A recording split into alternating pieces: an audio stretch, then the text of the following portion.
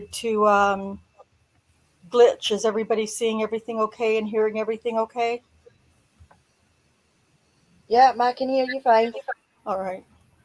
All right. Well, hopefully everybody in the chat can hear and um, see everything. Not much to see really, but um, so welcome back, everybody. I first thing I want to say is that in the last few days or so, I remembered that we had our first anniversary in September, and I feel really bad that I wasn't available to. Well, I don't feel bad, but I mean, I missed, our first anniversary. That makes me sad at myself, but it's okay because it's no big deal. Our first anniversary for my channel was September 16th of 2020. I don't know who was here, but I was a nervous freaking wreck that night.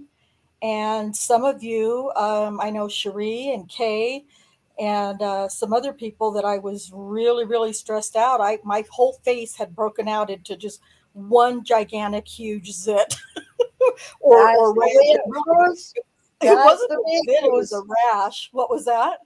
I said, that's the way it works. That's the way Oh, it always works.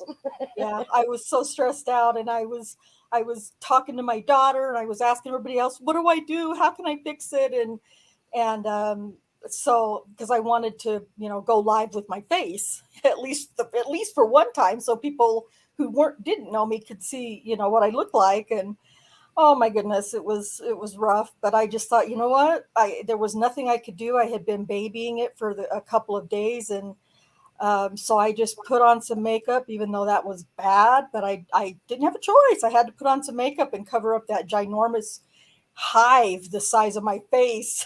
So, uh, but I feel a little more comfortable now. I think I'm more relaxed and, not quite as stressed and uptight and nervous. But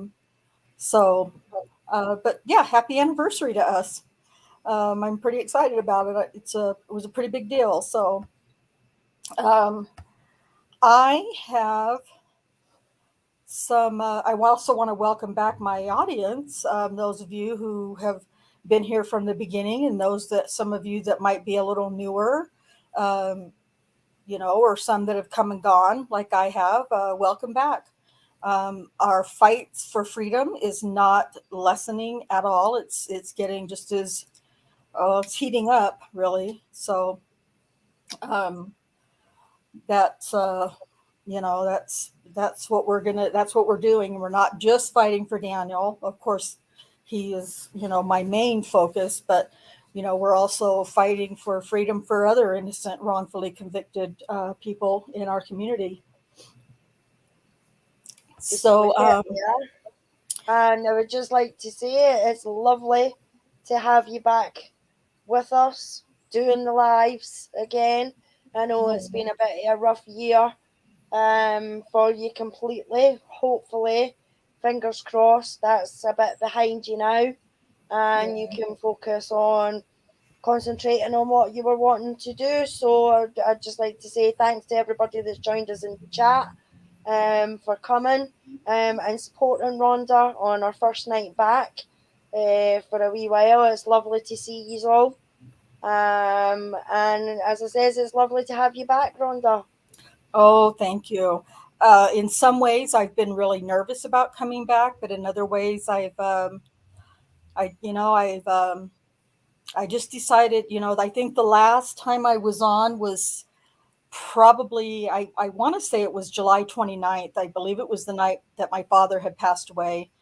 And I think that was the last time I was on, and I didn't cover anything about the case, of course. I was all about me and boohooing. But it kind of started, as everybody remembers, with my son passing away in March. And then went to Raleigh. I had a blast at Raleigh in Wisconsin with, gosh, I try to remember everybody. It was myself, Cherie, Linda, BB, Sammy, uh, Becca. Becca, yeah, Becca, and then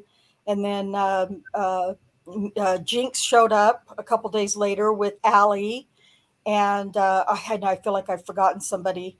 But we met some really cool people there. We had a blast. It was so fun, I guess, and exciting, of course.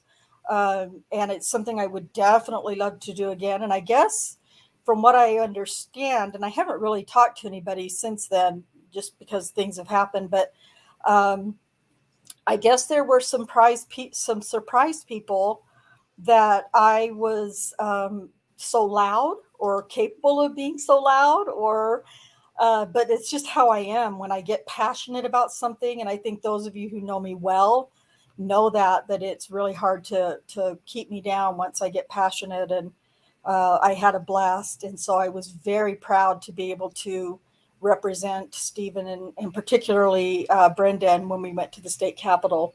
So that was an amazing experience that I hope to be able to do again. So and then I got back from, well, I left Wisconsin, went to Kansas, visited my dad, visited some family, came home, and then it was just 5 days later that my dad passed away. So I went back to Kansas, and I was there for, oh gosh, over a month, I think. That was a rough time, of course.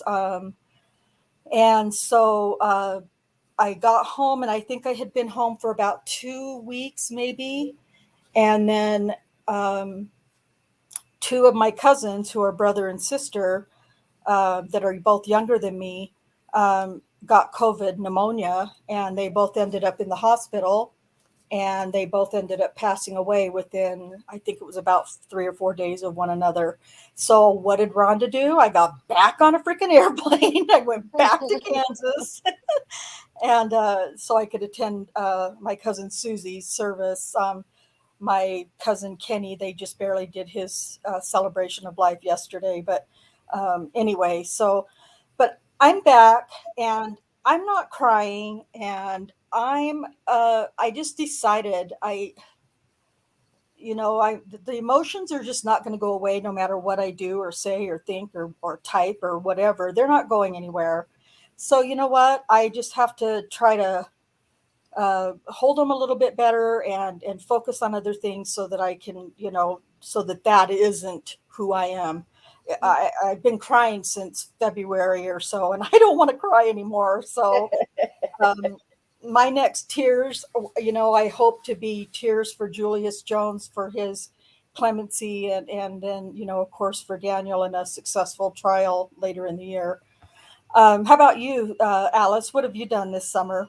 Well, since you've been away, I've actually started my own channel, Oh, Alice in Wrongful Conviction Land, it's called. As she says, everybody had said, just do it, just do it, just do it. So I decided to just jump in and do it. So, and every video that I've done has just been spur of the moment. It's not really been planned. It's been on that day. Oh, I think I'll go live at 9 o'clock tonight. uh-huh. So it's, Yeah. it's never been anything that's been really, really planned. Um, and I'm going to be doing Stephen and Brendan's case. I'm going to be doing Daniel's case, of course, because I think that needs to be spoke about as well. But I'm also doing the Luke Mitchell and Jodie Jones case that was here in the UK. And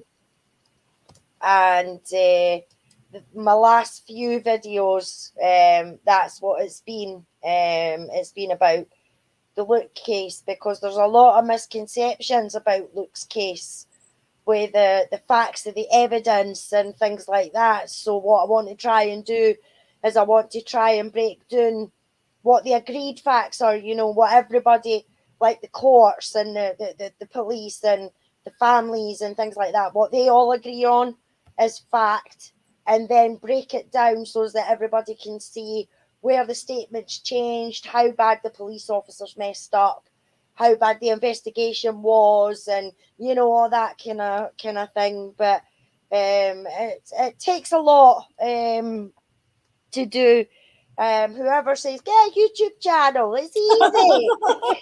It'll be fun, they say. Exactly, Rhonda. Yeah, it'll be fun, they say. Are they buggers on foul play? I do find it fun personally. Do you find it easier for you to just decide, hey, I think I'm going to go live in 10 minutes? Does that seem to be easier for you, less stressful? Yeah, definitely. Definitely. Just on the spot of the moment and no trying to plan anything. I mean, I've been trying for about a month now to get a bloody video editor that'll work with my blooming computer. Um, and it's just been impossible. And I downloaded one, Filmora. I downloaded that. It was brilliant. It was easy to use and everything like that. But because it was the free one, it's got the Filmora watermark right across the middle of the Right. blooming screen. And I'm like, Uh-huh. that's no good. I wouldn't mind if it was in the corner or one of the bottom of the corners or something like that, or a wee thin bar along the bottom, but it goes right across the middle of the screen. I was like, well, that's no good. So then I updated my computer to Windows 10 because there was one that Linda had mentioned for me to try, and that was Film 4. So I updated the computer to Windows 10, downloaded Film 4, and it's telling me it's downloaded, but can my computer find it? No. That was exactly why I just bought the program, because not that I'm like rich or anything, any stretch of the imagination, but it was worth it to me to buy it because I knew it was something that was going to be interesting to me, and I really, really wanted to. And I just can't get enough of Filmora. I mean, I'm just like, that's why I keep telling you, I'll help you, I'll help you. What can I do to help you, Alice? I'll help you because right now I don't have anything that I'm planning to do. So I'm like, I need to edit something, I need to create something, because it is really for me a lot of fun. So Yeah. I mean, don't get me wrong. When I used the Filmora, it was really easy to use, and uh-huh, I managed to figure out how to get my bits in and how to get your effects in. Going from one picture to the other, and it was looking uh-huh. brilliant. And I thought, oh, pat my wee head and tell me I'm a good girl, because I managed to get the video done, and then the Filmora thing was right across the middle of the video, and I was like, no, I don't want that to go across Yeah. my video. So I was like, yeah, so I'll Oh, get there. I'll get there in the end. oh, It'll I just know take a you wee will. You while. will. It's a lot of fun. Well, let me. Cherie won't be here, or at least if she is going to be here, it'll be a little later.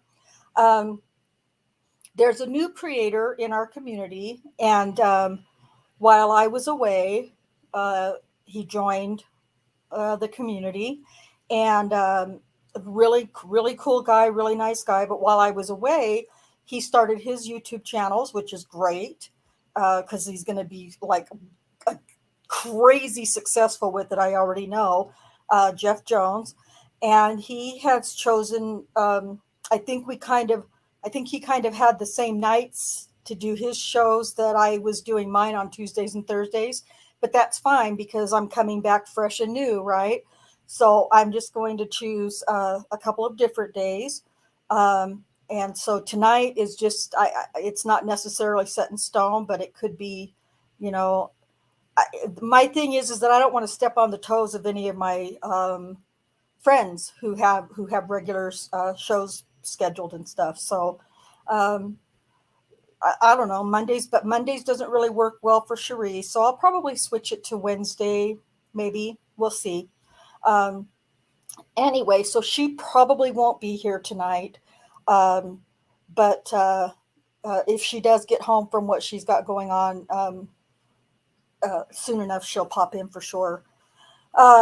So in the meantime, what I have is a special guest, special surprise guest, and I'm going to bring her in now and let her do her thing. So everybody hold on a minute.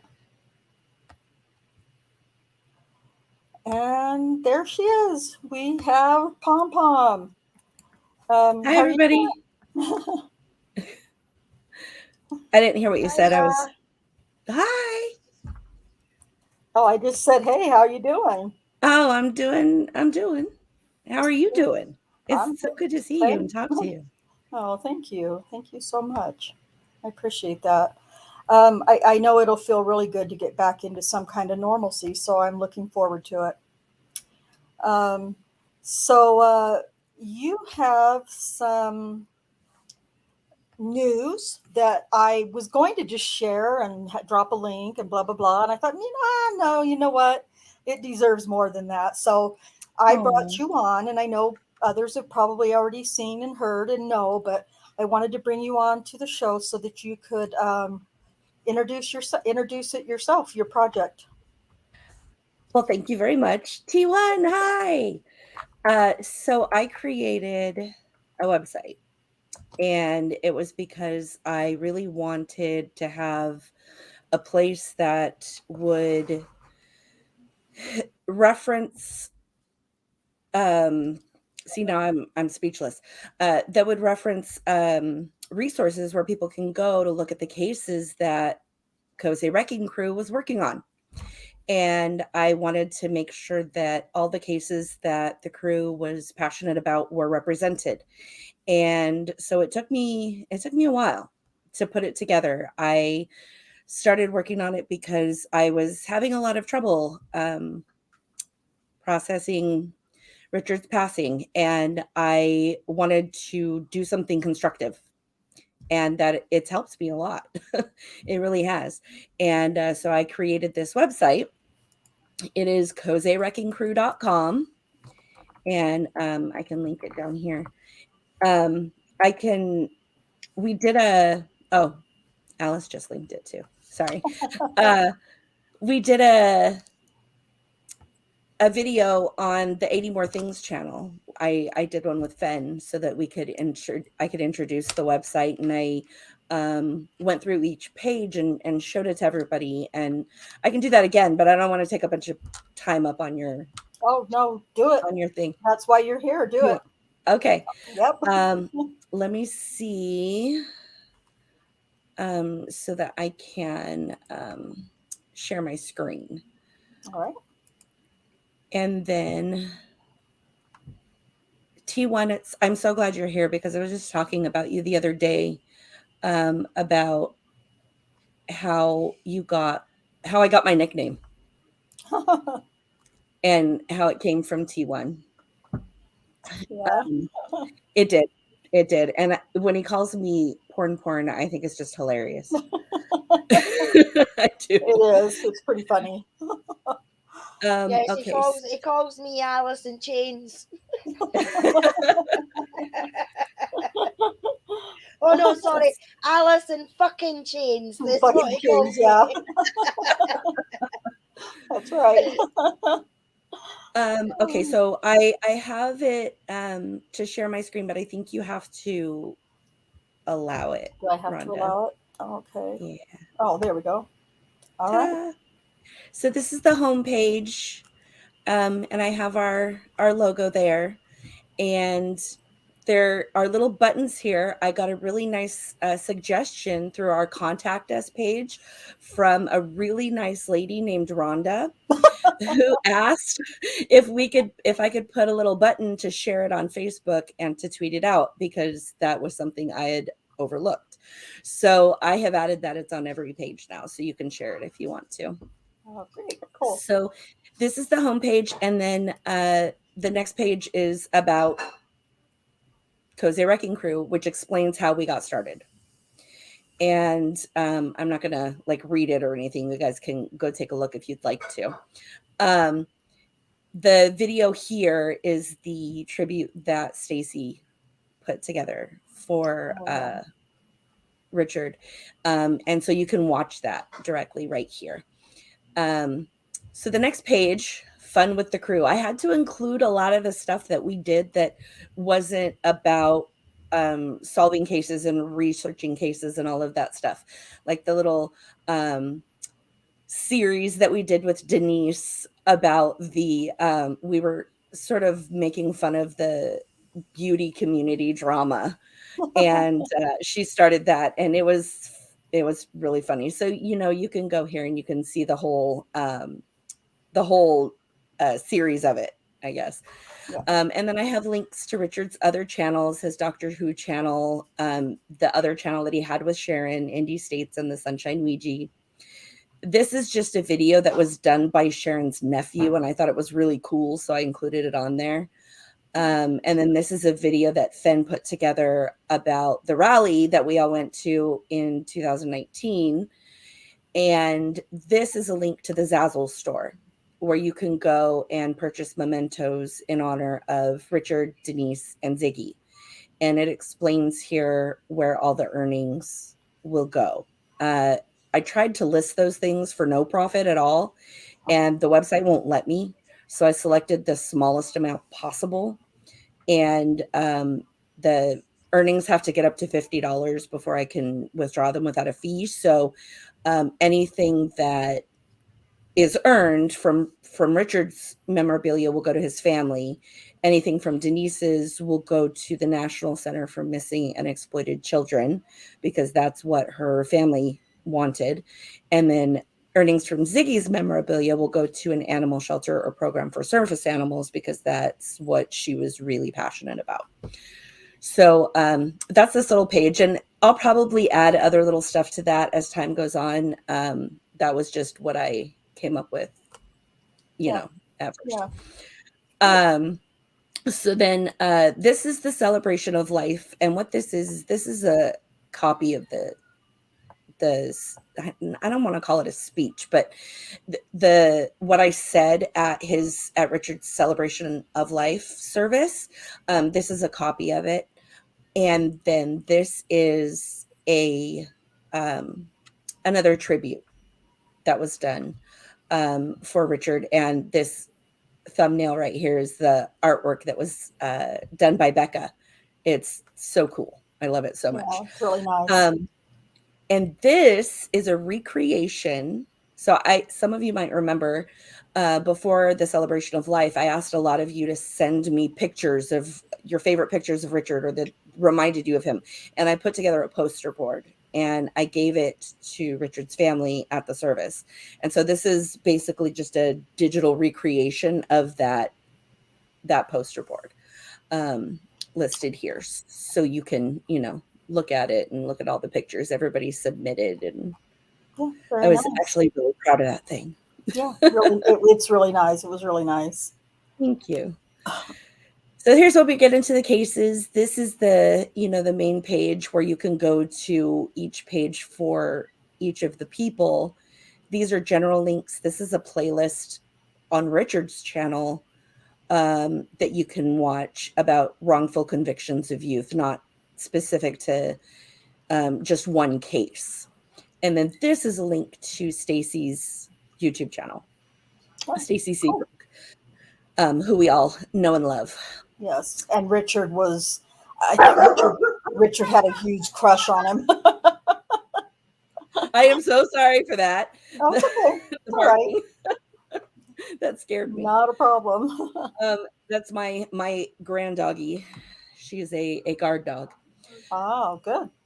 So here's the page for Brendan and Stephen, and because that was the primary case that that the crew worked on. Right. And then this is something that's a little funny. I spent a bunch of time making these little animation things. And then when I looked at it on, like, you can preview it on mobile, I found that the animations don't work on a mobile device. Oh, no. And I was so frustrated. I stopped working on it for like 2 weeks because I was so mad. I was like, I'm going to have to start all over. Oh. But then I went back to it and I realized that I didn't have to start over. I figured it out. And so it doesn't do an animation, but you still get the links and stuff. So if you're looking at it on a phone, it'll still work. Okay. But this is a link to Richard's channel, Justice and Freedom for Brendan Dassey, the website, a link to the Mammothon website, 80 More Things, the podcast that Fenn and I do. We haven't done one in a long time, but workwithkz.com. StephenAveryCase.org, which was the Yes. original one with all the documents and stuff. Uh-huh. TikTok Manitowoc Reddit, TikTok Manitowoc website, which is run by Lickety Snickum. And then this is the Facebook link for.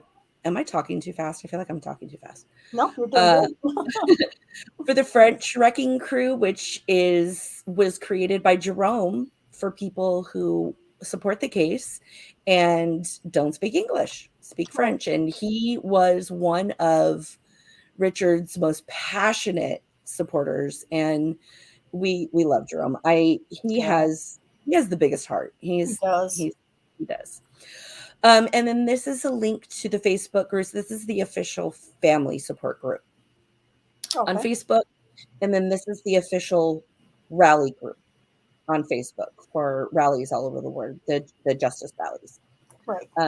So that's that page. And there's so many different channels and websites and links and all of this stuff. If I put everything on here, this page would go for days. Like, I can't put everything, right? So I had to sort of condense it down. So I hope nobody feels left out or upset or anything. I wasn't trying to exclude anything. I was just trying to, of course, keep it as short as possible, I guess. So the next page is for Daniel Holtzclaw. And here we have a nice case summary blurb about Daniel's case. And then all the links on this page, right here, you'll see this is a link to Rhonda's YouTube channel and the Discord and various other pages. There are a lot of websites here for his.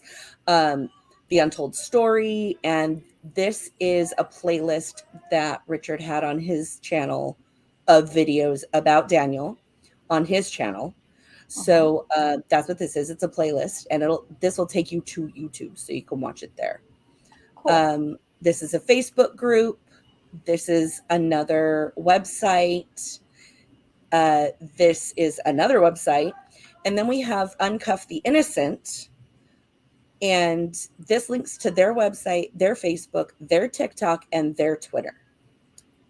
So all of that is here. And then these are just Daniel Holtzclaw Reddit.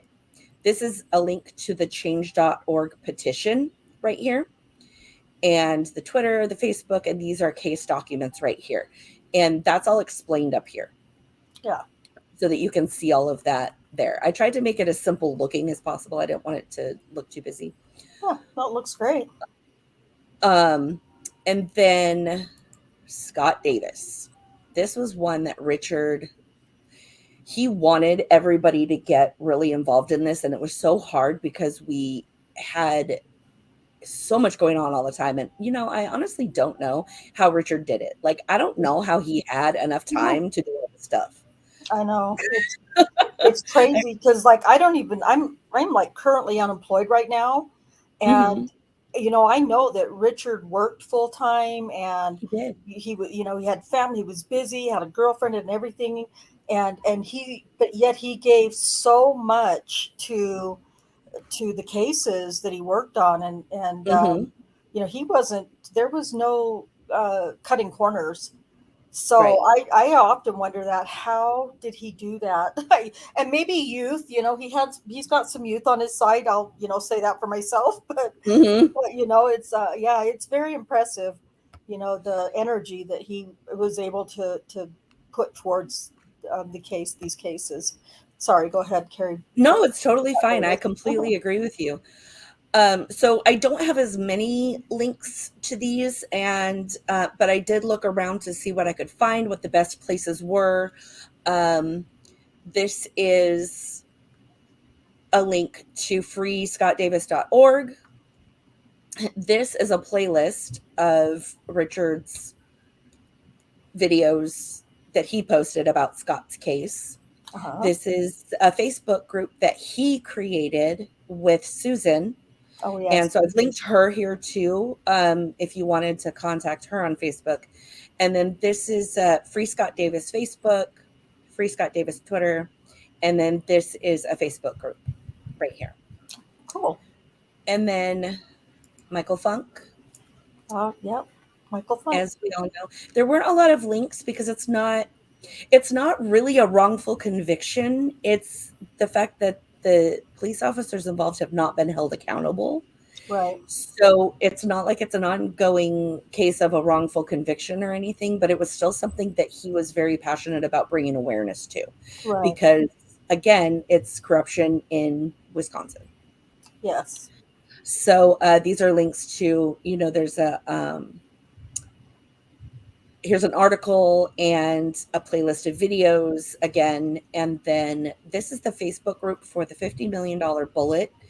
That's a movie that was going to be made. And I heard a rumor on their Facebook page that somebody posted that the guy who was going to be directing the movie, that he passed away, but I haven't been able to confirm that. So I don't know if that's actually true, but nobody's posted anything about the movie in a long time. Right. So I'm not, and if anybody has any information, like confirmed information about that, I would like to know so that I can update this, Yes. if possible. So anybody who's watching this, if you know anything, please let me know. I don't want to spread misinformation ever. So right. Yeah, I tried to find some information and I couldn't find anything. Mm-hmm. So this last one, David Thorne, this is one that I was trying to get Richard to do videos about, and he was just so busy that of course he didn't have time. But I do really, really feel like this case needs to be looked at. I looked at a lot of the the description from the trial of how they say it happened, and then I looked at the crime scene photos and some things to that regard, and it doesn't look to me like what the prosecution is saying happened is even possible when you look at the photos. So that's my opinion. I believe he's innocent. And so here's the Facebook group, and this is a website. A lady named Maggie does a podcast, and she does a podcast about a lot of people, but Murder and Alliance is what it's called. And she has an episode about David. And then actual innocent prisoners. This is about a lot of different prisoners, but David is a part of that. This is a website, Wrongful Conviction of David Thorne. This is a link to an article that the police chief filed a lawsuit in response to this podcast. Oh boy. Yeah. And personally, I think it's ridiculous, but he put it out there, whatever. Here's the, I mean, his lawsuit is ridiculous. Right. This is a link to the change.org petition, the Facebook group, Twitter, and the Instagram. His wife, Sue, runs the Facebook group and all of this. Where is this case out of, Julie? I think he's in Ohio. Okay. I think. But I didn't have that answer prepared. Okay. So I'm probably wrong, and then everybody's gonna come beat me up. Don't at me, okay? No. We can Google, we're fine. Yeah. So, and then the last page is the contact page. If you have any resources that you think I should add, or any questions, or like Rhonda did, hey, put a little button so we can share it on Facebook. Send a message and I will look at it. Right. This is just me. Like nobody else is working on this. It's my site. It's a labor of love for me. It's just something I decided to do to help me process my grief personally. And so I welcome constructive criticism. And if there's something you think would be helpful for me to add, please feel free to reach out and let me know so that I can take a look at that. This last video is the tribute song that Brandon Maddox wrote for Richard. Yes. And oh my gosh, that made me cry. Big old fat tearjerker. The one from Stacy makes me cry every time too. So, Yep. But there you go. That's it. Awesome. That is really, really cool. Thank Julie, you. the producer's name was David Starr, Yes. and yes, he has died. Oh, I That's couldn't me find too. that. Yeah, checking. I know checking conviction was involved in the Michael Funk case a lot as well with Eric Jose, so I know she still tries to keep track a lot on things about the case. And she said yes, David Starr died. Yes, it's true. Oh boy. That's Okay. very sad. Yeah, and I'm sure I did hear something about that as well because it was just recently. I don't know if it was Hmm. anything to do with COVID or Yeah. anything like that. I'm not sure. But I know it was just recently because a lot of people were saddened because they didn't know what was going to be happening with the movie now. Hmm. If he was producing it, so Well, I'm glad you were able to find that because I looked and couldn't find anything. Yeah, I couldn't find anything publicly, but Yeah. um, it is very sad. Sapper Cop said David Thorne was out of Ohio, so I was right. Okay, Okay. Okay, good. good. I wasn't wrong. Yeah, cool. I'll have to check that case out. I've heard the name, I just don't know anything about it. Hmm. The case. Sometimes we have a hard time keeping up with the, three or four. Right. So trying to, when because it's really hard, or at least it is for me. Um, you know, um, when I research a case or when I, read a new case or something, I usually tend to get pretty invested in it, and so Hmm. I don't want to do any of them, half-assed, and so Right. I want to focus on, but I also at the same time want to, stand up and advocate for other cases, other wrongful conviction cases. So um, I would say the only other one that I'm even close to, that I venture away from Daniels for is Julius Jones, which is an amazing segue. So, but Julie, your website looks amazing. It is Thank really, you. really cool. And for whatever the reasons were that you did it, um, it's beneficial to the rest of us and to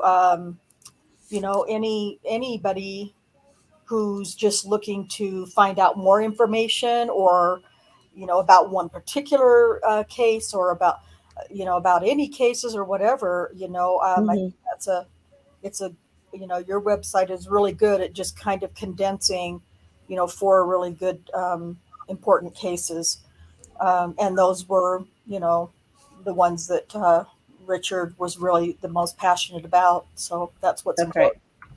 Right. Thank you, Rhonda. I appreciate you having me on here. And You're welcome. Thank you for coming on and introducing your website. And we absolutely. will, I think we'll enjoy looking through it and seeing if there's information in there, which I'm sure there is, that we can use for any of the, different cases.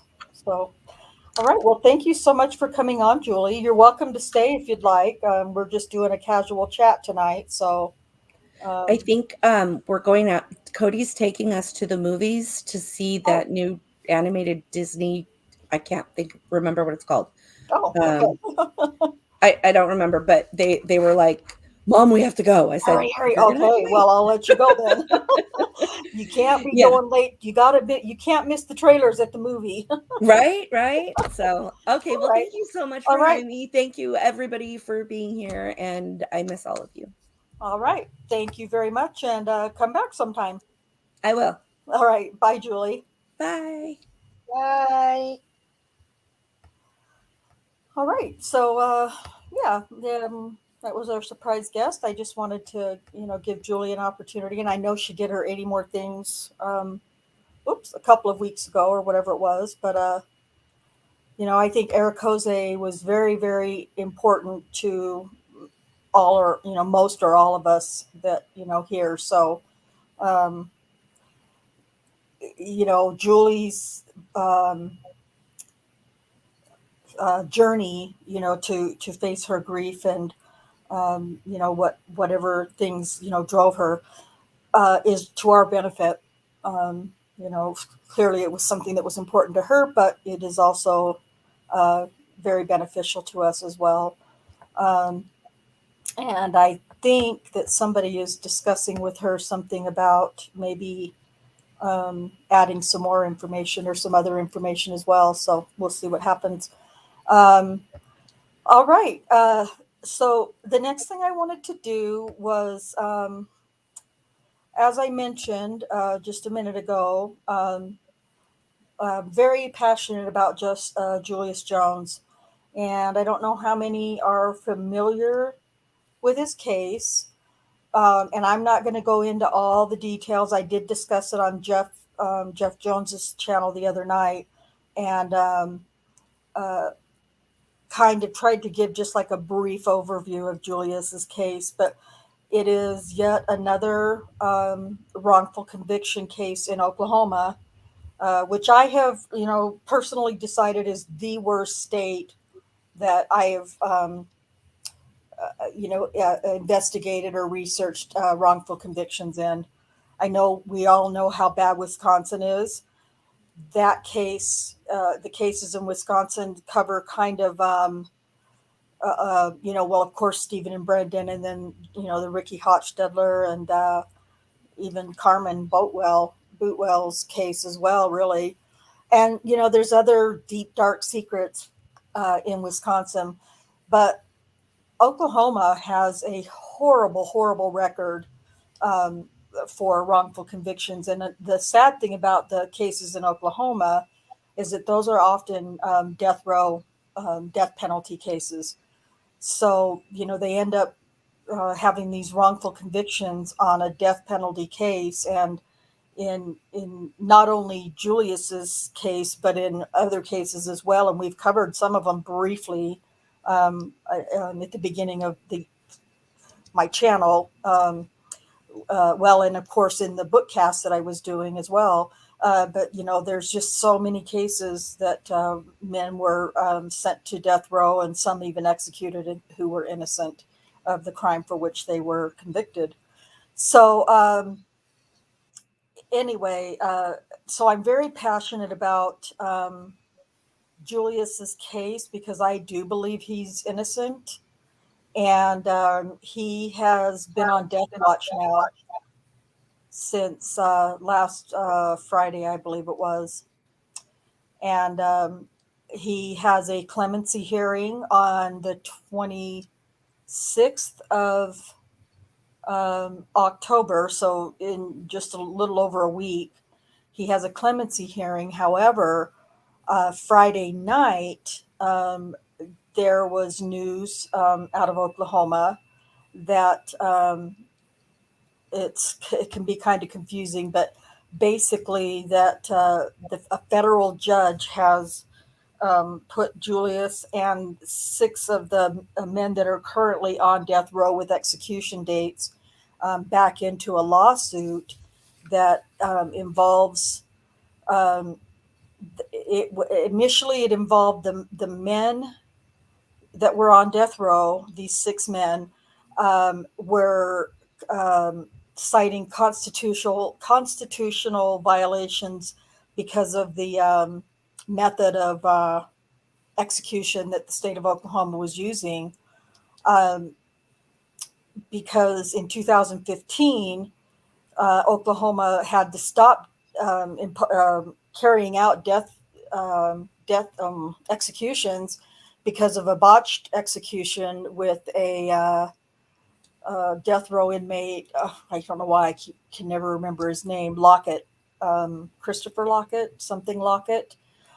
Anyway, it took 16 times jabbing the needle trying to get a vein to execute this man, and they finally were able to get it in after the 16th try, but then they blew a vein, and he died a horrifically painful death 45 minutes later. So it was gruesome and cruel and inhumane. And but it wasn't just that the botching of it. but they were using drugs that had not been approved. In fact, if I'm not mistaken, I believe they were told they couldn't use them. Excuse me. And they used them anyway. And if you're familiar with at all the Richard Glossip case in Oklahoma, it's a death penalty case as well. Richard Glossip was the next one who was supposed to be executed after Lockett, and seconds, from what I understand, before they were ready to start the process with him with the drugs. There was a phone call made, and they were told to stop because they were using the same drugs that they had used when they botched the Lockett execution. So by the grace of God, Richard Glossip wasn't executed. I also believe fully 100% that Richard Glossip is also innocent. So we're talking about just two men right there in Oklahoma on death row, who were put on death row, and I believe fully that they are 100% innocent. So anyway, I think I've given some links. I didn't give a lot of information, but I did put in some links. I've been tweeting for the last 4 or 5 days, just like tweeting and retweeting and retweeting and retweeting Justice for Julius. And they held some pretty big rallies in Oklahoma over the weekend. That's why I didn't want to. Going back to the federal judge thing, they reopened that case with this new federal judge, and now the executions are on hold. Possibly, if this federal judge decides that that he wants to spend more time, that they're on hold again. And if that's the case, Julius is involved in that. Richard Glossip is not, but Julius Jones is, because Richard Glossip hasn't been given an execution date yet. Julius Jones is so he has a clemency hearing on the 26th of October and an execution date for November 18th. So we're just really pounding the heck out of Twitter, with the governor. Right now, we're just waiting for Governor Stitt, who just can't seem to keep a promise and do the right thing, to grant him clemency on the 26th. I believe that that Julius should no longer be on death watch, but as far as I know, he still is. And I asked, when I read the article the other day, whatever night it was, Friday, Thursday or Friday, I was asking Cherie, what do you think this means? Because, my simple mind was thinking in my own logic, that, he's going to be off of death row. He's going to be off our death watch. They're going to take him off death watch, and he's going to have to just sit on death row until the judge decides, or maybe he'll be off of death row. I didn't know. So I asked Cherie, and many of you know she's a defense attorney. I asked her what she thought it meant, and this is what her reply to me was. I just copied and pasted the message. She said, "Sounds like this federal judge ruled that the OCCA judge who kicked those men off the lawsuit just because they wouldn't choose an alternative method to lethal injection on a form made an unreasonable decision. So they wouldn't make an alternative choice to the lethal injection on the paper, I guess, that they were applying on. And so this state judge just kicked him off the case. And so she says she thinks, so if this judge's decision holds, the federal judge's decision holds, Julius is back in the lawsuit. Since the attorney general promised that there would be no executions while this case was going through the courts, he would be safe while that happens. Of course, someone may try to challenge the decision. Hopefully it will get him out of the death watch, at least until the decision is final." And then she said, and even if the federal judge's decision holds, he should be safe while the case goes through trial. Even then, if the plaintiffs are successful, I don't think it would get him off death row. It sounds like this upcoming trial is about the cruelty of the lethal injection method itself, and not the death penalty. So that's and Cherie's never steered me wrong. Whenever she's given me any kind of legal information or opinion, I've always find her to be factual. So, um, if you can, I don't know, free Julius Jones. What is the website? I don't know if I gave you guys that link or not. It's freejuliusjones.com, I believe. Yeah, I think that's the name of the website. I'll put all the links in the description later, but just watch the documentary if you haven't already. It's 3 parts. It's 3 hours long. So unfortunately, it's kind of rushed through a little bit. I would say, but just watching the documentary should be enough to give you reasonable doubt, and then you may decide you want to start looking further into his case. It's really sad. Um, anyway, he's been on death row for over 20 years now, and now his name is on the execution date list, and he's on death watch. And so it's I mean, pretty. how long has he been in jail for, Rhonda? Over 20 years. I don't recall exactly how long. I don't know if somebody in the See, chat knows or not. that bothers me because they're quite happy for him to sit for 20 years on death row. And now, because there's a lot of publicity and a lot of people looking into the actual facts of the case and how corrupt the police and everything like that was, now all of a sudden they're rushing his execution. Right. Yes. Yeah. Yep, that's how it looks to me, and I'm an outsider looking in. Yeah, it's kind of the way it is. So yeah, that's exactly how it looks to me. It looks to me that the poor guy, they've left him sitting there for 20 years, and he probably would have sat there for maybe another 10 years. Yeah. Yep. But because he's getting all this publicity and people are actually taking note and listening to him for a bloody change, and believing that he's innocent, that no, to me, it's like they just want it earned done with. Because if it's earned done with, then that's it, problem sorted. Right. Yep. And then all they have to do is shrug their shoulders and say, oops, we accidentally, murdered an innocent man. We'll do better next time. But in this way, they're having to really, yeah. And the attorney general, man, almost as quickly as he was named the successor to Dirty Mike Hunter, who resigned, I believe, in June because he was dirty.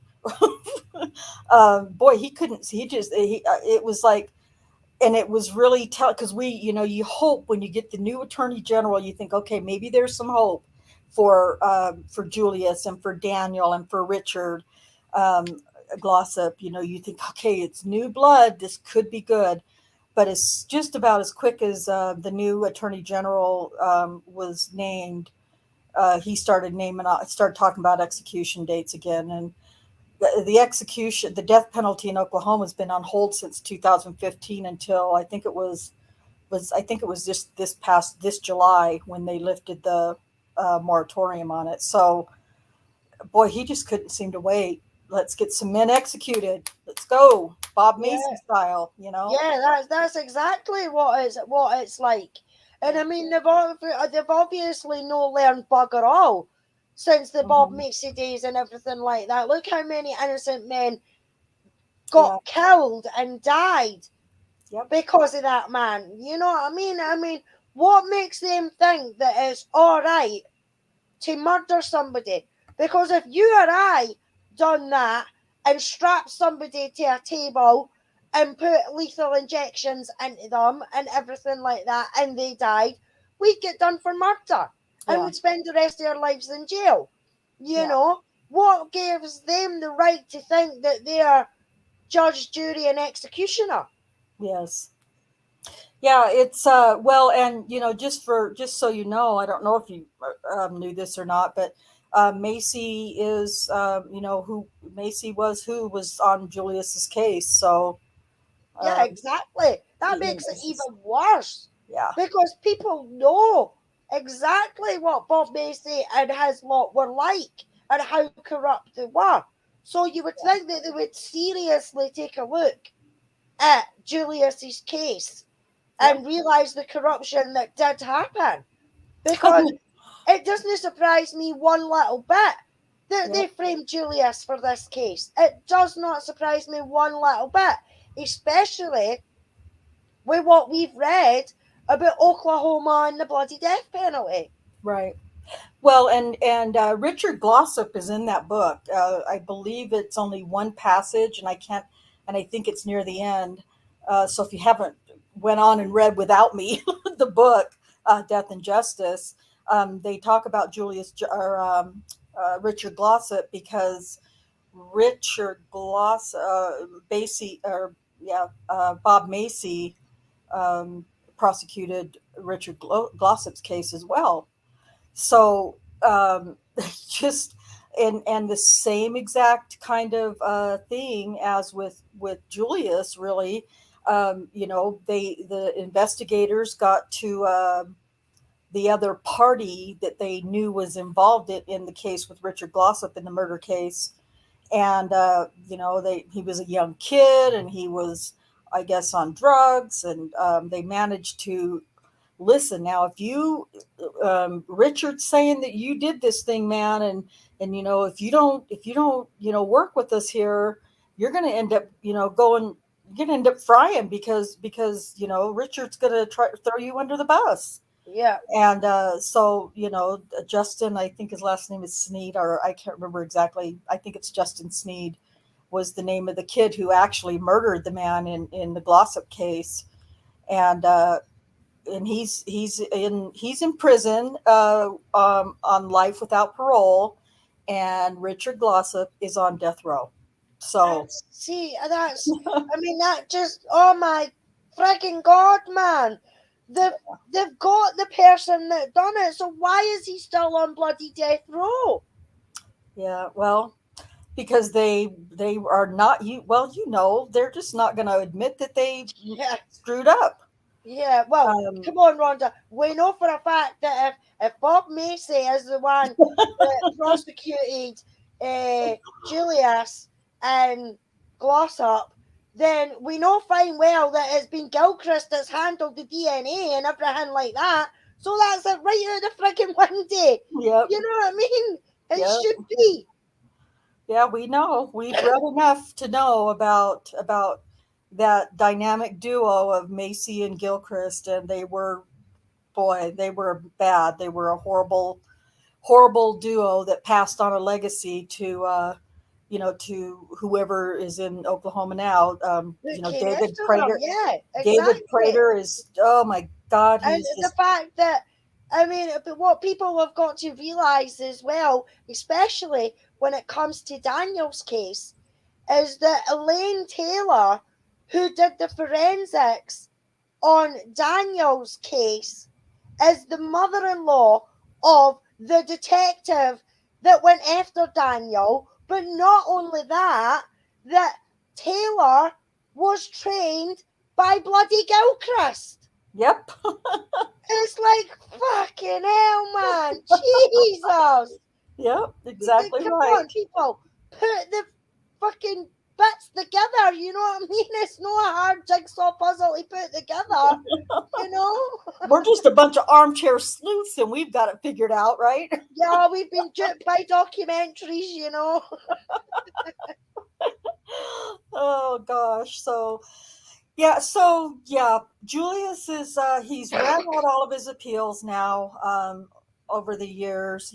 There's nothing left for Julius to do except for pray that Governor Stitt, who's pro-life, apparently, supposedly, they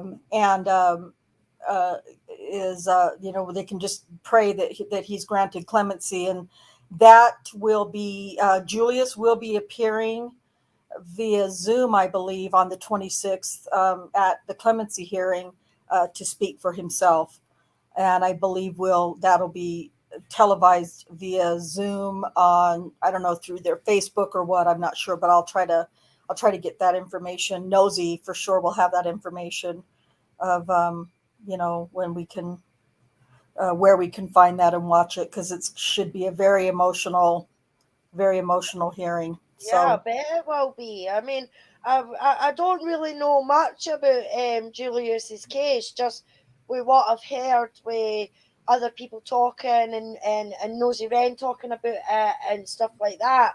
And I've tried to read up bits and bobs about it. And the fact that there's people that are coming forward now. I mean, fair enough, they might not get into trouble now because of statute of limitations and things like that, but they're basically caused perjury on themselves by lying in the first case. They've now came back for his new hearings, and they've admitted that they lied or they were coerced by the police and everything like that. And there's actual evidence there that that's what happened. But yeah, like Stephen and Brendan's case and everything like that, they're just not taking the facts that are slapping them in the face. You know what I mean? Is hello, I'm here, and they're just like, nah, see ya. It's just mind blowing that these people can get away with doing this to somebody's life. yeah, and sleeping at night, you know. Yeah, aye, exactly. Exactly. I mean, how do these people sleep at night? I Yeah, mean, especially the states that still do these executions, that still have the death penalty. You yeah, know what I mean? I'm sorry, but if you send somebody to prison for life without parole or whatever, that's a death sentence in itself. right. You know, because they're stuck in cells. They only get out for an hour or so, for what I've been told, Right. and then they're constantly in. So that's a death sentence in themselves. You know what I mean? Send them to jail if it's that bad and there's the actual proof there and there is no doubt No doubt. whatsoever. Hmm. You know what I mean? Then yeah, send them to prison for life, because that's a death sentence for them in itself anyway. Right. But a lot of people maybe think that jail's too cushy, because they can get computers and things like that and TVs and all that kind of stuff in their Well, cells and stuff like that now in some prisons. But it's it's a death sentence, so why take it that step further? yeah. The, the, Uh, well, and yeah, exactly. Um, Julius's and Richard Glossip's cases really gave me pause about the death penalty, because I used to be in favor of the death penalty, but I'll tell you, in the last few years, well, and just by researching these wrongful conviction cases, even though Stephen and Brendan's case, aren't death penalty cases, um, it's just a matter of it caused me to start paying closer attention. And then when I read about Richard Glossip, and I watched his documentary, which will just piss you off. It's just so infuriating how they railroaded Richard Glossip as well. But just it gave me a lot of pause to think that I am not so much a proponent at all of the death penalty, and there's just too much doubt. There's too much chance for getting it wrong. yeah, Uh, yeah. Oh, I mean, don't get me wrong, Rhonda. I mean, I was exactly the same. I was like, aye, they take their life. I mean, especially when it comes to like pedophiles and child murderers and right. rapists and stuff like that. You know what I mean? Aye, if they take a life, their life should be taken and everything like that. I was exactly the same, but like yourself, looking more and more into these cases and seeing and reading the doubt and the corruption and everything like that, that the sentencing is not fair. It's not, everybody's supposed to be due a fair trial. But when you've got corrupt police that are planting stuff, or that are just picking up a young lad because he's African American or Asian, or you know what I mean, just because they don't like the look of him, and then framing him for drugs or whatever by planting a baggie on them or something like that. It is ridiculous that they can take that and then that person can be sentenced to death. You know what I mean? Yeah. I, Well, I just don't understand how they think that that's right, because as I said before, if we done that, we'd be, you know what I mean, we'd be put in jail for kidnapping and what is it, everything, making people everything do that they something could. with it Yeah. Yeah. without their permission and everything like that. You know what I mean? But these people are doing it willy nilly, and like I said, because Julius, I honestly, and this is just my opinion, and I'm an outsider looking in, that they've only updated his execution date because of the publicity and that it's got. Because when was his last appeal up? You know what I mean? When Yeah. was his his appeals and everything like that exhausted? You know what I mean? Yeah, To and when, I'm not even really sure on that. Like yeah, Nosey's the one with the all that 411, but yeah, it does seem like they've hurried and rushed oh to try yeah, to get him executed. yeah, So yeah, and then no worry about the consequences afterwards. You know what I mean? If he is found innocent, but for what I've heard on the evidence and stuff like that that's came out, the man's innocent. He was in his own bloody house having his dinner with his family when the person was killed.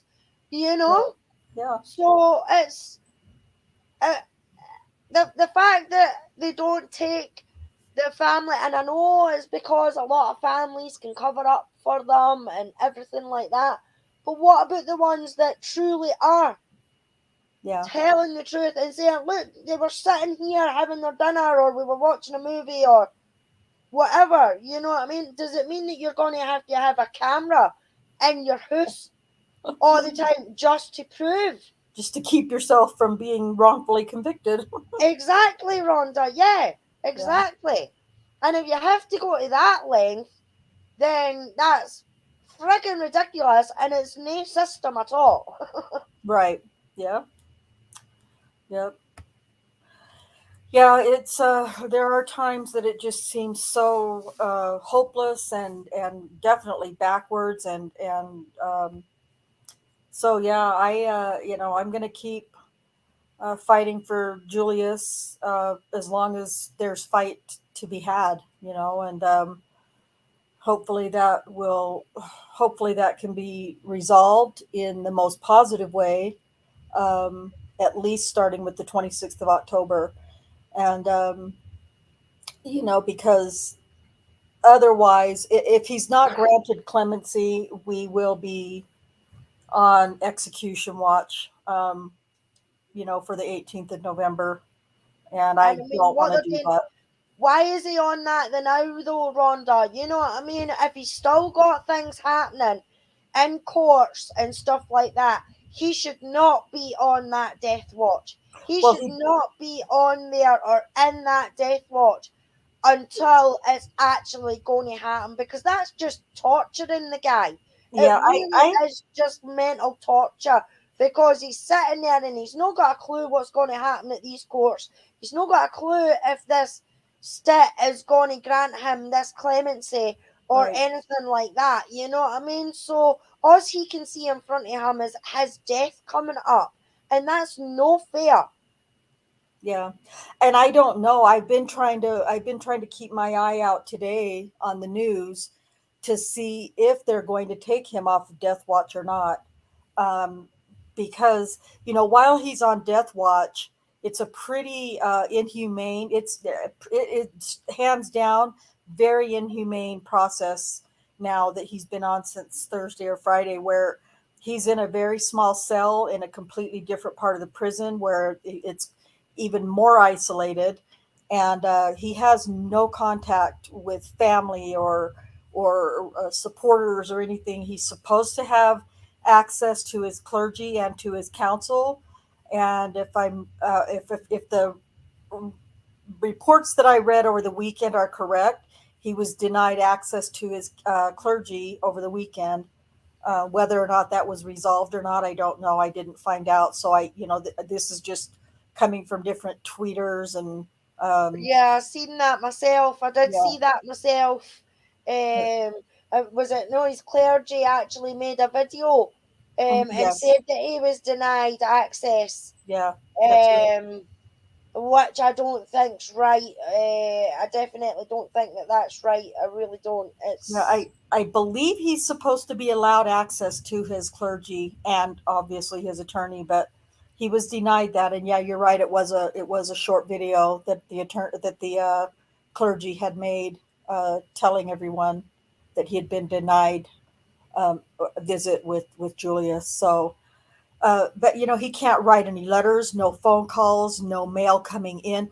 He is 100% isolated from all human contact other than the prison guards, either until he's granted clemency or until he's off of death watch and on death row.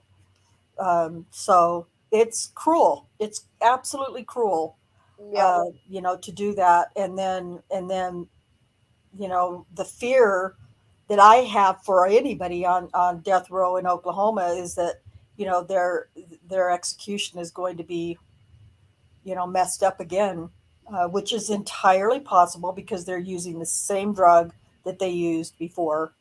So yeah. I was just going to say that. I'm sure I seen a tweet the other day from someone that says that they're still using that same drug even to this day. yeah, yep. And I wish I know that one of the articles, I think that Kat dropped a link for. I think there's one of those articles has the name of the gentleman that is first to be executed, and then Julius is the second one. So I don't know exactly what date the first guy is supposed to be executed on, but I'm going to be watching. I'll look it up later and find it out, but I'll be watching. Um, and from what I understand, what I know about his case, which is very little, but it seems like there's no doubt whatsoever in this guy's case that he is guilty of the murder. So, but regardless, it's just it just makes my gut hurt, that Yeah, this is what's happening. yeah, So, but yeah, so that's if I get it, if you don't know anything about the case, you don't just want to jump on my bandwagon and support what I'm supporting. But if you do know about the case and you do believe he's innocent, just jump on Twitter, and if nothing else, just follow me on Twitter if you're not already, and if you're not already, shame on you. Um, but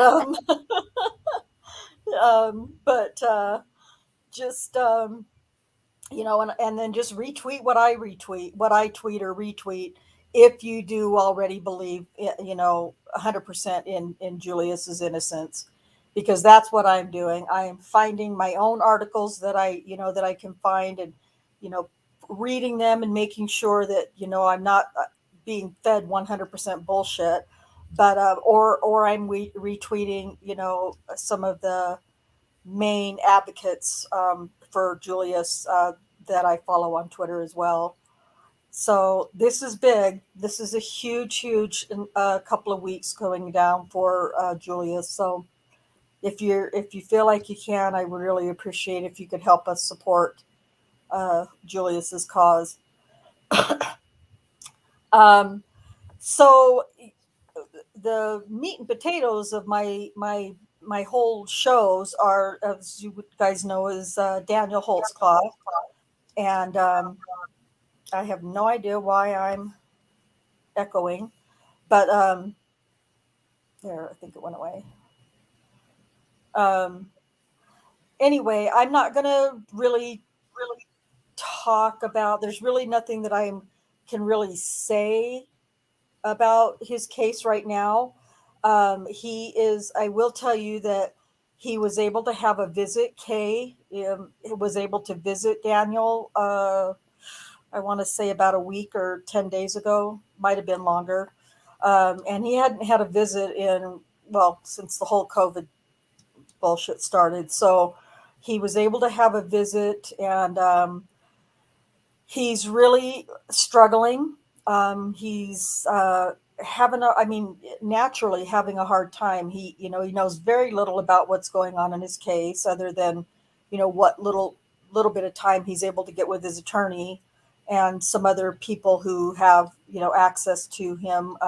But any kind of phone calls that are made, any visits, any letters that are written back and forth, are monitored and read and listened to. So, it's kind of important to keep the integrity of information that's being um, used or found or discovered, whatever it might be. It has to, be conveyed to Daniel in ways that, I don't know, don't give him so much hope that he just, crashes at some point. And Yeah. so he's feeling pretty low, you guys. I'm going to beg you, just like I begged before last year. We're coming, the holidays are rolling around just any minute now. Any minute now, it's going to be holidays. And whether you get something back in return or not shouldn't be the important thing. But I'm kind of like begging you to please write to Daniel. um, and I'm fine to do what we did last year. And in fact, I think it really worked out well. If you don't want to write, your own letter with your own pen in hand and put it in an envelope and send it off, that's fine. You are completely welcome to DM a message to me, and I will forward it on to Daniel for you. Um, and I just would like for him to be able to get mail. Several. I'd love for him to be able to get mail every day of the week. If we could work that out, but I know that it's not necessarily a thing that's going to really happen. But between now and the first of the year, the middle of the year, whatever, if you could just write to Daniel, he really really needs uh, letters from his supporters. And, you know, if you go to my Discord, in the front of the house, there's a room called Letters to Daniel. And in there, I have pinned excuse me, I have a list. Hold on a minute, please. Excuse me, I don't know what's happening to my voice. It's probably time to shut up. There's a list of questions that Daniel would love for his, people who write to him to answer for him. And so, if you could just, take just 5 minutes out of your day, answer one question or two questions at a time, and that's kind of an icebreaker, because people always tell me, well, I don't know, I wouldn't know what to say. Well, there you go. That's the perfect icebreaker. Is Daniel has asked some questions, and those are a perfect way for you to write and get a ball rolling to with for Daniel. uh if he I haven't heard from Daniel myself in a while. So I think that's just a matter of, just him being so down and, I don't want to say losing hope, but just feeling discouraged, because he can't really get excited about anything, because, nothing is, set in stone kind of deal. And so it's hard for him. Um, as far as I know, his civil suit goes to trial in December of this year, and that's been postponed and postponed and postponed many times. Hopefully, that will go forward in December.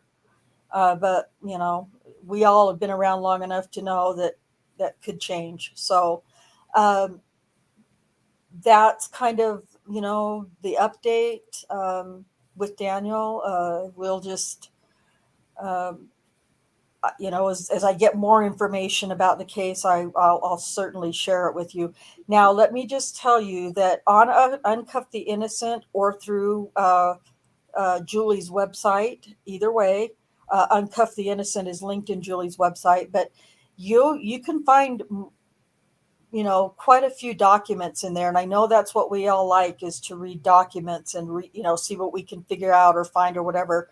So, just go through there and just start one at a time, one thing at a time, and just start reading some of the documents, so that kind of what has happened already and what is, could happen in the future, or what's going on right now, or whatever the Uncuff the Innocent website has uploaded.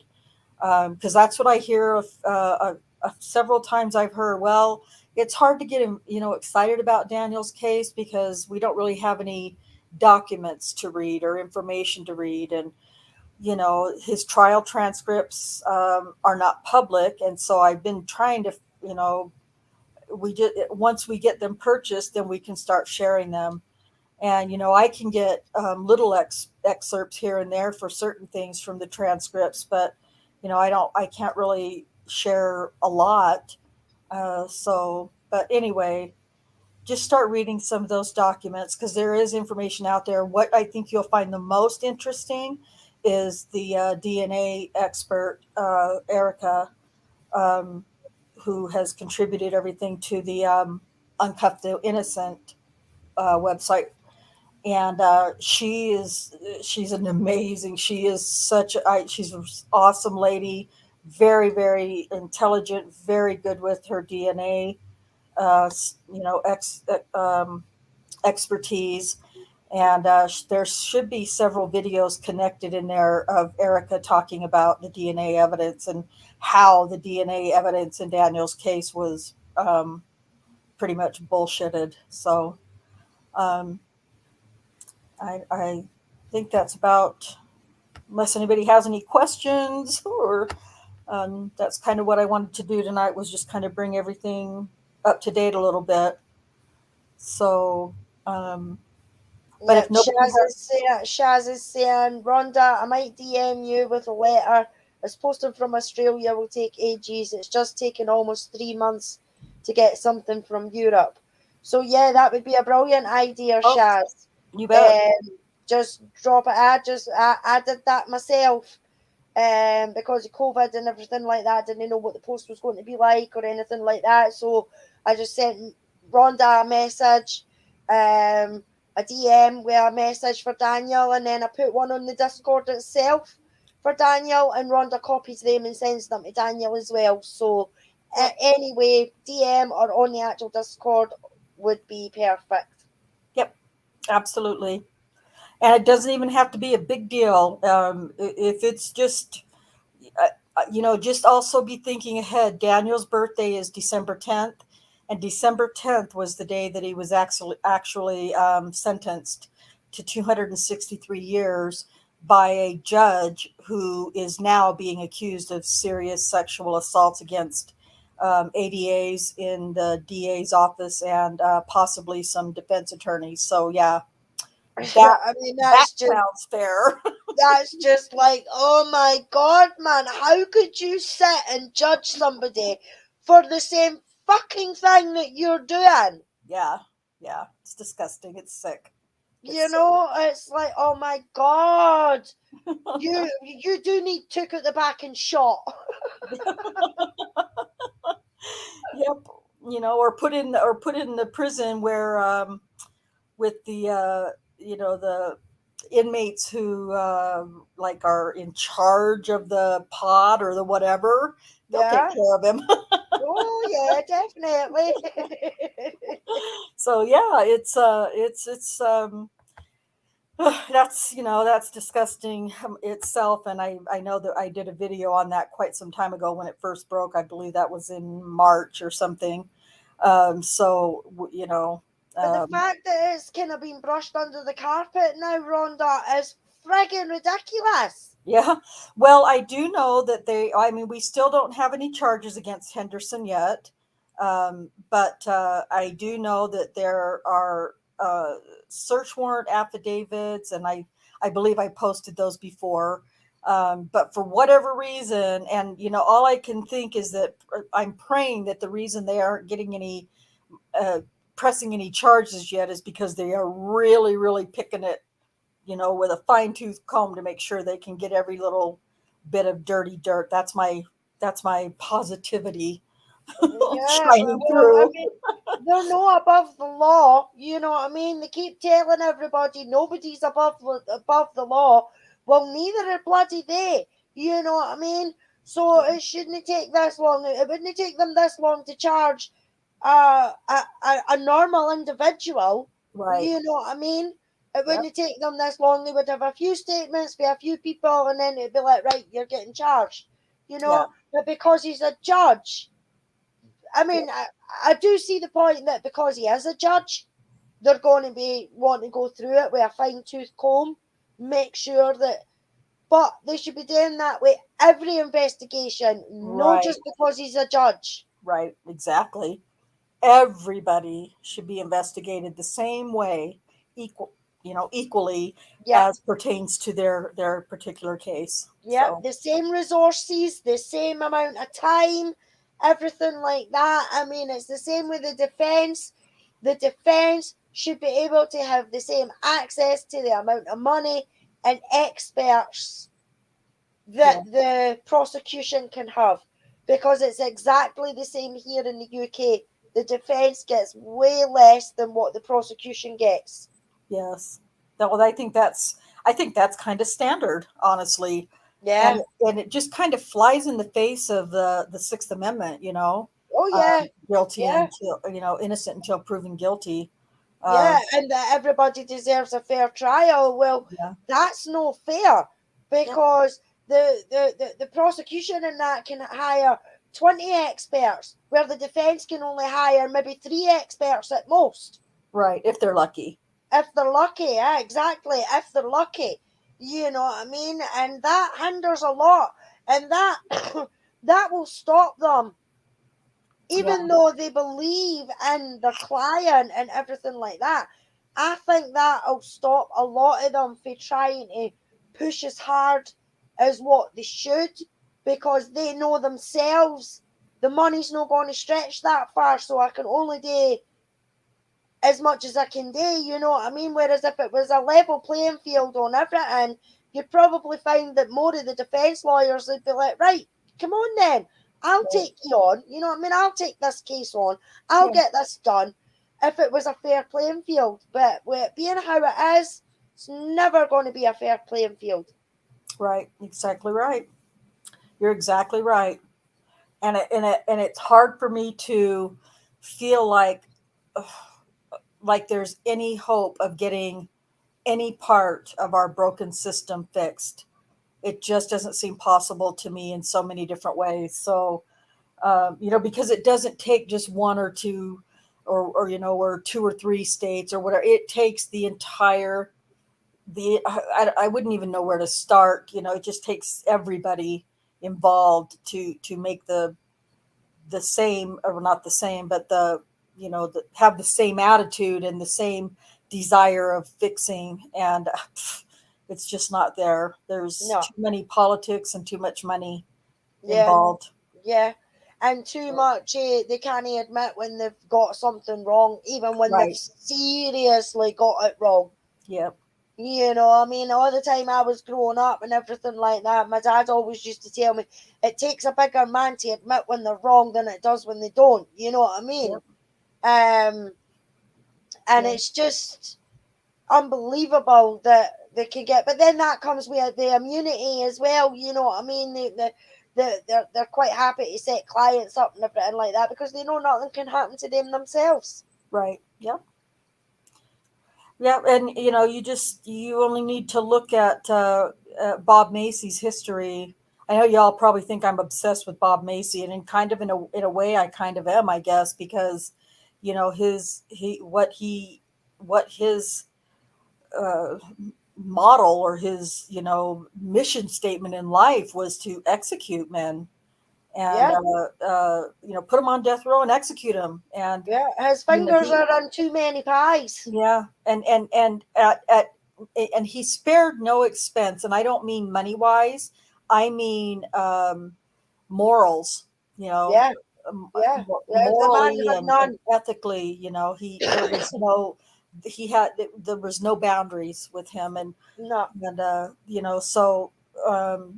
and I just keep talking about Bob Macy because of the legacy, at least in Oklahoma, that he left. And that was, he's passed it on to, well, there's been other DAs between him and David Prater, but, David Prater was worked for Bob Macy at some point, all those years ago. And then, we know that Elaine Taylor was trained by the lying, fraudulent Joyce Gilchrist, and we know that she lied about DNA evidence in Daniel's case. So it's like the norm in Oklahoma, and it's acceptable, and it's just really troubling. So, but yeah, that's I just think it's we just have to keep doing what we're doing, and pressing on and keep fighting for for the right, for justice, and that's all we can really do. But the fight that I see going on for Julius Jones right now is very impressive, and so I hope it does some good. I hope that it's helpful to him, and when we get to a place where we can do the same for Daniel, I certainly will be there. Well, if this guy is as pro-life as he's making out that he is, then he should, especially if the evidence is there to prove that he's innocent, then he should. Because, I mean, what these people, and I mean, I hope to God that he does the right thing. I mean, I really, really, really do. Me too. I mean, but you find with a lot of these things that if they're coming up for re-election and everything like that soon, you know what I mean, whether it's 22 or 24 or whatever, they'll not want to do anything to rock the boat, But what they've also got to realise as well is that not doing something is going to rock that boat as well. So they have to decide what's more important, saving a man's life or their votes. It's easy for me to say because I'm not any of those I'm not any kind of official or anything whatsoever, but I cannot imagine, I have so much admiration for Mark Godsey, for him doing what he did, because really that's what it takes to do the right thing. If you can't fix what's going on in your DA's office, or whatever, then getting out altogether is really had to be a hard move. Or maybe it wasn't. Maybe it was just you know what, I am not like that. I won't do that. I won't behave that way. I won't cross those boundaries. And so walking away could be very easy. But I kind of feel like I just can't imagine, knowing me the way I know myself, I can't imagine that I could, even consider, what it would mean for me to grant clemency, for instance, to somebody like Julius, or hopefully Daniel at some point in the future. I like to believe that would be easy for me to do. It wouldn't be something I'd have to think about if I believed in the innocence, or if I had any reasonable doubt or any doubt that that in the guilt of the verdict.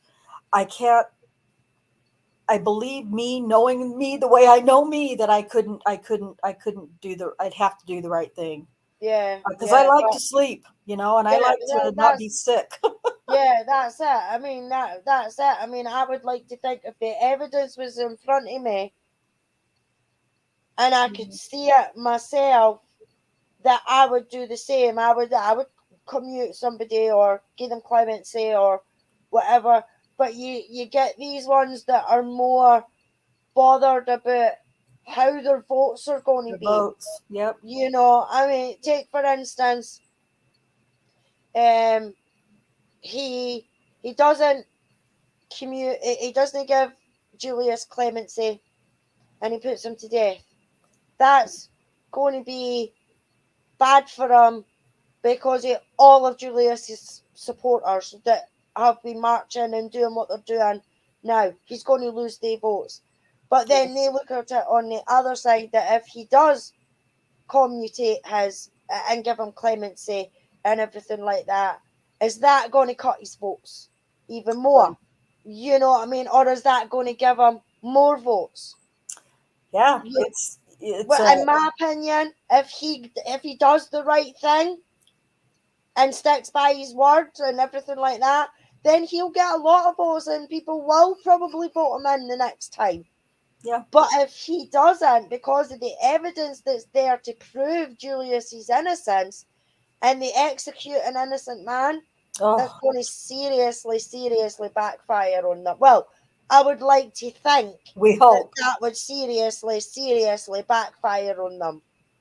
I'd rather take my chances of doing the right thing and throwing my political career to the wind, doing that, Yeah, than not doing the right thing and still losing my political career. You know, yeah, yeah.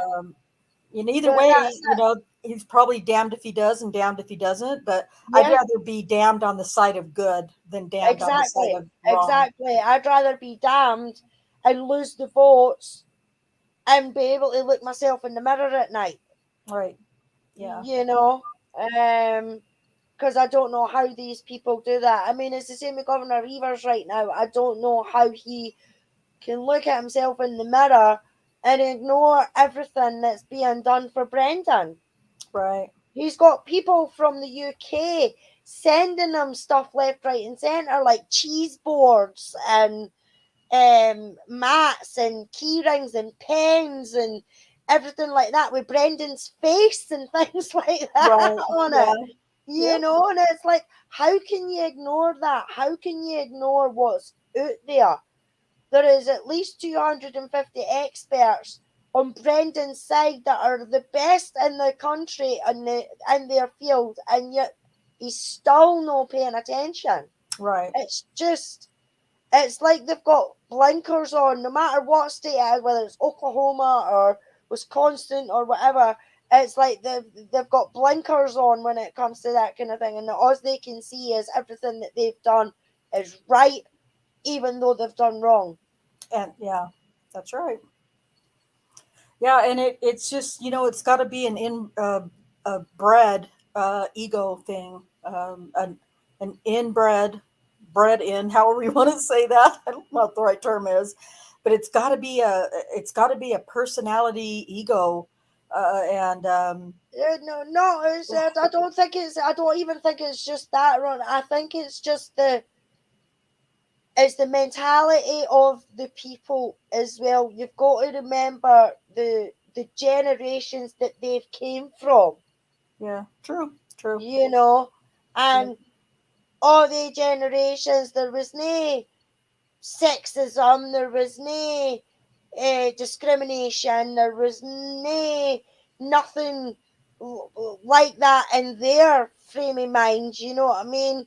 And yeah, when it comes to police forces, if you've got somebody that's let's just get them attitude, yeah, doesn't matter what they've done, let's just get them and send them to jail, then that's going to ripple through to the ones that come after them because they're getting trained well, by the sure, ones that's before them. sure, absolutely, And they're going to get trained in the same mindset because the people that are training them don't think they're doing anything wrong in the mindset of their training because they've done it for 30 years, right. you know, and they've never been steered wrong in their opinion. Well, and if they're seeing their you know, mentors or their trainers or their whoever's, if they're seeing them do those things and getting away with it, why would, you know, they I would imagine that even a rookie would think, well, yeah, they trained us in the academy, not blah blah blah, but you know, my FTO is doing it, so it must be okay. You know, it Yeah, must have just been a guideline kind of thing, you know, and uh, exactly. Or they're getting a pat on the back. Oh, well done, rookie. You know, that's your initiation. If he's just Yeah. battered somebody with his nightstick or tasered them or something because he was being a bit lippy. You know Right. what I mean? And the rookie's getting a pat in the back. Oh, well done, mate. You know what I mean? Good job, good job, good job. That's going to give them a name go, and that's going to put them in that mindset that it's all right for them to do that because they can get away with it because their boss is doing it, so they're going to be able to do it. You know, and it's a shame that the people that do try and come forward, when they see this kind of behavior happening, they're the ones that get punished for it. They're the ones that end up losing their job and their pension. And all the rest of the officers in that precinct fall out with them because they've grassed on their brothers and everything like that, you know. And it shouldn't be like that. It should not be like that. They should be able to come forward, not lose their job, and not lose their pension, and not have half the fucking station picking on them and everything like that because they've done the right thing. Yeah, exactly. Yeah. But for some reason, it's become acceptable to some degree that it's okay. And, Yeah. that's a whole other topic. But so, yeah, that's, kind of what I wanted to do tonight. I wanted to see what we could, just kind of let everybody know about Julius's situation right now. Um, try to garner some support for him if you know his case and believe in his innocence. And then, of course, I wanted to give you guys all the updates, that I have for Daniel. Um, and his case isn't just sitting idle by any means. There's a lot of work being done, motions and all kinds of crazy stuff being done, right now by his attorney in preparation for hopefully a trial in December. So the civil suit that is. So and then just to beg you guys to please take 5 minutes out of a day and even one day a week or even one day a month and write Daniel a letter or a card or something, just so he knows that he's not sitting there by himself and that he does have all the support we can get for him out here. So Yep, that's I've been popping the address in the chat there. And you can also get it on the Discord if you join our Discord as well. So send him a Yep. wee note. I think I'll send you a wee message in that for him as well. Okay, that's fine. And like Shaz said, and you too, Alice, because I remember you doing that last year. Um, yeah, if you're living in another country or something, and it's easier or quicker, because I can email Daniel, and so it's just a matter of a day or so for me to get letters to him. And when you send a letter, like a regular letter to Daniel, I don't read the letter. I mean, as much as I can't, I just copy and paste it into a individual letter, to him, and I cover the postage for you and everything, just so we can get as many letters. If you're sending a few lines or just a little paragraph or something, then I'll include it in a letter of mine, and let him know. If you would like for Daniel to write back to you, if he is gets to a point where he is feeling like he can write letters or whatever, definitely include your address though, because if you don't, he may write back and he may not. I can't really speak for him, but I know that he has written back to others, when he was in brighter days, in the past. So include your address just in case, and I'll be happy to send it off for you, um, just so that we can get letters to him. And I'd like for him to get as many birthday cards on for his birthday in December as we can get, to try to remind him that we are remembering him for his existence on this earth and not for a conviction, of 3 lifetimes. So I know fucking disgusting that Yeah. they done that to him on his birthday. His birthday's Yeah. never going to be the same again. The poor Right. bugger. Well, and if you've seen the video, and I'll try to find it at some point, and either post it in Discord, or maybe even do it in a show.